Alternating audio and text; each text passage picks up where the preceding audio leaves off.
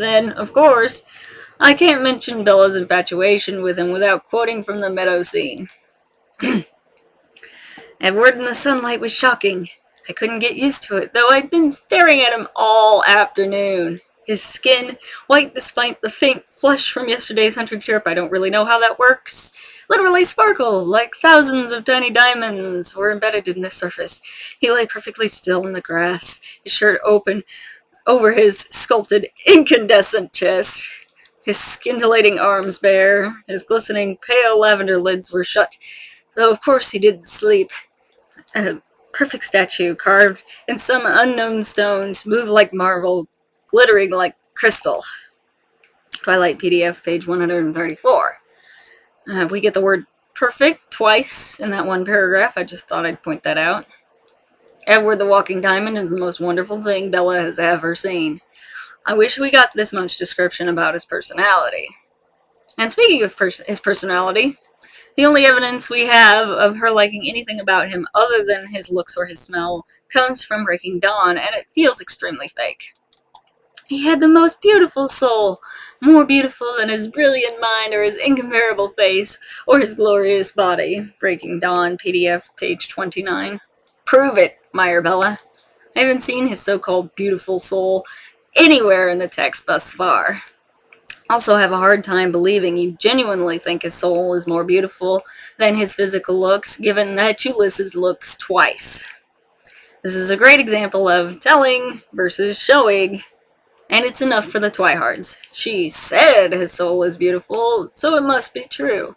Apparently. They've never heard of an unreliable narrator. And Bella is an unreliable narrator, because she claims she isn't pretty, when all the boys and girls at Forks High know otherwise.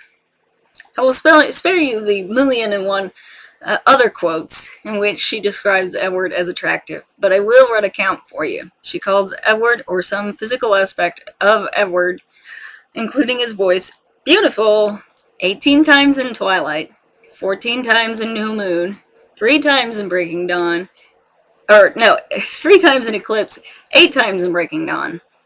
In the entire series, the word beautiful is used 174 times. I seem to have a bit of dyslexia today.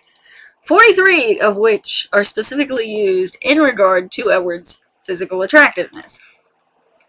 She calls Edward, or some physical aspect of Edward, including his voice, perfect 24 times in Twilight, 16 times in New Moon, 8 times in Eclipse, and 14 times in Breaking Dawn. In the entire series, the word perfect is used 279 times, 62 of which are specifically used in regard to Edward's physical attractiveness. According to Otahyoni, on LiveJournal, there are 165 references to Edward's attractiveness in the first book alone, and you can be sure none of them actually refer to his personality or his soul. All this talk of physical beauty is off-putting, and it isn't just Edward who is talked about in such a manner. All the good Meyerpires are described as such, and as we saw before, the bad ones are usually described as feral or animal-like in some way, or in the Vulture-Poultry's case, they're described as having onion-like flaky skin and filmy eyes. The Meyer wolves and their imprintees get the beautiful treatment as well. Even Emily, who's had half of her face ripped off by her true-love soulmate. This leads me to believe that all people are good in Meyer's world, or that all people who are good in Meyer's world are physically attractive. This is shallow. It should be about who they are on the inside, but that's rarely addressed at all. This appeals to the target audience, who judge people on a similar basis. Twilight validates their "a guy is only worth my time if he's hot" attitude. It isn't about personality or common interests, but about sex appeal. And that's great if you want to spend your life having one-night stands, but it doesn't make for very good life partners. But they also want their chosen one to be their one true love, and it doesn't necessarily work that way. There needs to be compatibility as well as chemistry. This is why This is why one of the reasons we have so many fan threads lamenting that after Edward, normal, real human men just don't match up. Because they're real. They have flaws. Most of them aren't so physically beautiful it hurts to look at them. And of course, few treat women with the kind of creepy stalker reverence Edward does Bella. The ones that do are usually abusive. Twihards cannot have their cake and eat it too with real men, but gosh darn it, they deserve to.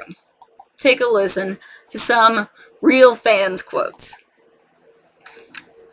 You are my life now. Edward has ruined all of the men of the human variety. They will never compare.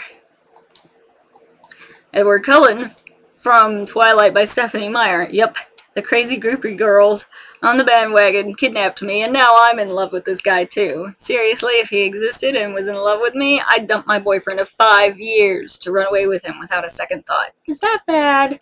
Honey, if you have to ask. Some romantic comedies ruin relationships. I'm pretty sure Twilight has ruined a few. Not everyone can be Edward Cullen, even though he is sexy. But this thread on bellaandedward.net entitled, Would You Leave Your Boyfriend for Rob? Really takes the cake. It's 27 pages long, or at least it was at the last time I checked. And guess what half of the posts say? There's bonus, I'd make my husband share me with him, and if I could buy men off of Amazon for $25, I totally would. I don't care if some of them are joking. That's still disgusting. Then there's the tale of Renesmee Bella Stephanie again. Her mother hooked up with an older guy just because his name was Edward, and I assume he was decent looking. This is a terrible reason to enter a relationship with anyone, but there you have it. And so in conclusion, Twihards like Twilight because it encourages these shallow views on relationships.